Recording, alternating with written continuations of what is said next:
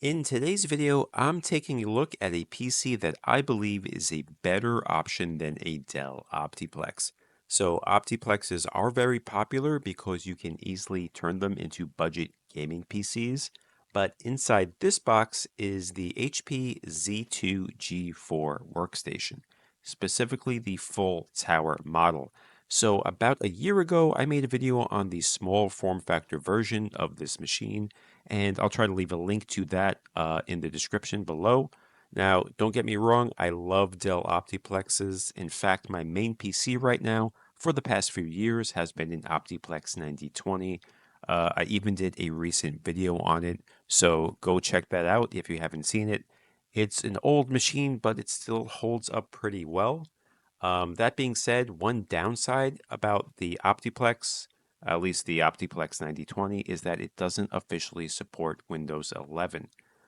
Sure, you can install Windows 11 on it with some workarounds, but I'd rather have a machine that's officially compatible out of the box. And that's where the HP Z2 G4 comes in. On paper, it looks like the perfect upgrade, at least for me. It's powered by an Intel Core i7-8700, which is officially supported by Windows 11. The unit I picked up came with 16 gigs of RAM and a 500 gig NVMe SSD, which is a solid starting point. And one of the best parts about this PC is the power supply. This has a 500-watt power supply, and it has an 8-pin and 6-pin connector for a discrete GPU, which is awesome, especially if you're planning on adding a graphics card to this.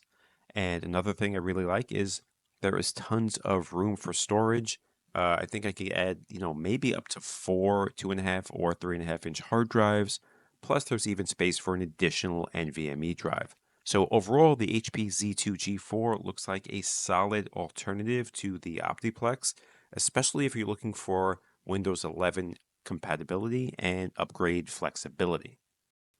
All right, now let's take a closer look at the inside of the PC. And here I have 4 PCIe lanes. And down here I have the M.2 hard drive or SSD, and I do have room for an additional one as well. And over here we have our RAM. I have two 8 gig sticks of RAM right here. Actually, these shouldn't be together. I think you should do every other slot if you only have two sticks of RAM. So I'll fix that in a little bit. And as you guys see over here, I have room for hard drives. I could put, 3.5 inch hard drive or a 2.5 inch hard drive as well. Plenty of room here. So really excited about that. I do have a lot of hard drives in my current Optiplex, and looks like this will fit plenty of hard drives for me.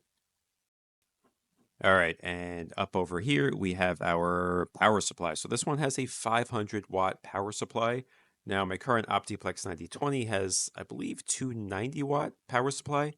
And this one actually comes with one 6-pin and one 6-pin plus 2-pin connector. So going to have a lot more options for a GPU here. All right, so the only thing I really need to add to this PC right now is a GPU. But before I do that and show you guys what GPU I got, I just wanted to boot this up and make sure it worked. And so I just booted up right into Windows 11. No issues whatsoever. Everything was running pretty smoothly, so which is a good sign. Now for the GPU, I ended up getting this. This is the GTX 1070 Ti. It's got 8 gigs of VRAM. I picked this up on Facebook Marketplace for 70 bucks.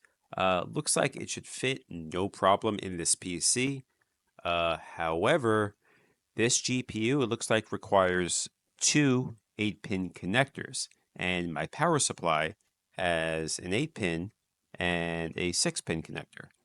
And to be honest, I wasn't sure if I could use that 6-pin on this GPU.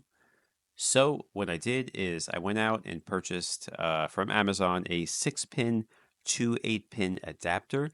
Now I think this should be fine. The GTX 1070 Ti should be okay with the 500-watt power supply.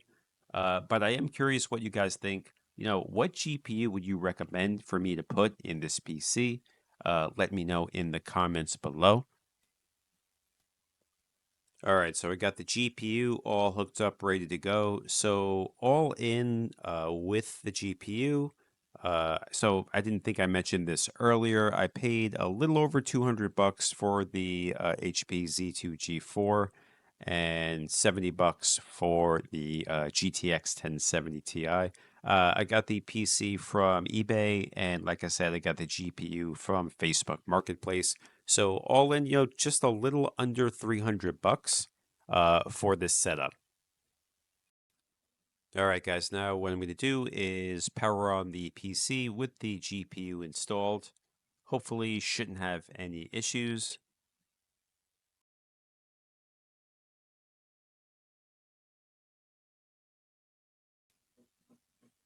All right, it booted up into Windows 11, no problem. So what I'm going to do now is download the drivers for the GTX 1070 Ti and then try out some games on this. All right, first thing I did was run Cinebench, and here are the scores. The CPU multi-core score was 403, the single-core score was 69, and the GPU score was 3836. All right, next thing I did was run Heaven Benchmark and got an FPS of 214.2, and we got a score of 5396. All right, first game up is Spider-Man Remastered. This is 1080p, medium settings, and I'm getting an average FPS of about 94, 95.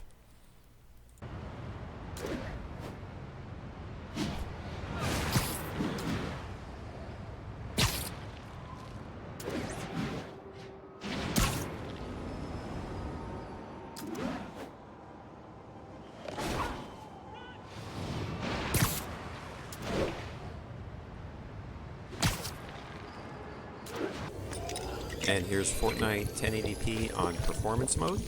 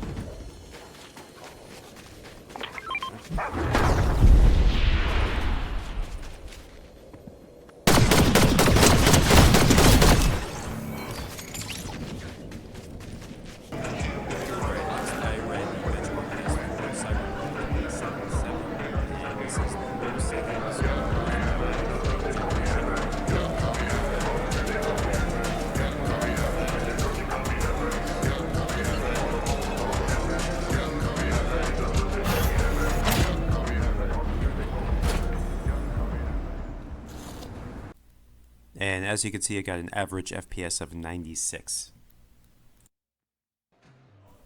And here it is with frame generation on.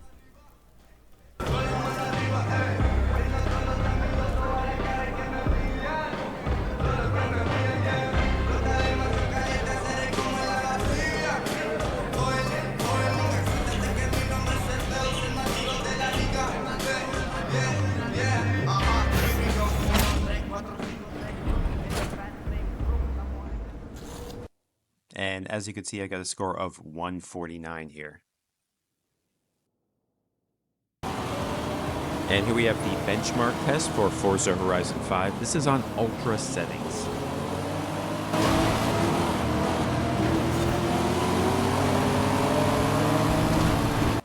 And I got an FPS of 62 here, so I would probably just play this game at medium or high settings. I probably wouldn't keep it at the ultra settings, but so far overall with this PC, really happy with the results. All right, next up we have Shadow of the Tomb Raider. This is 1080p, high settings.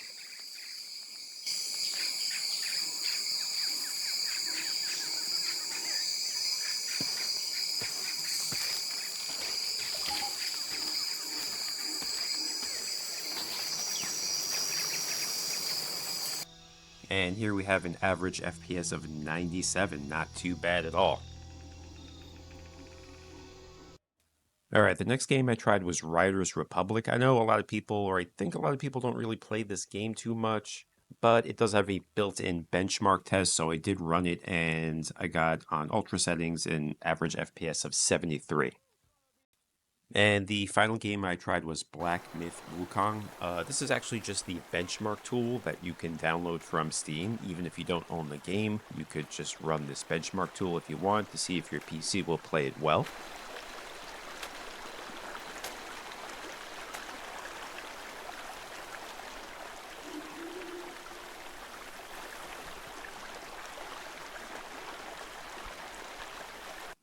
And on medium settings, I got an average FPS of 81.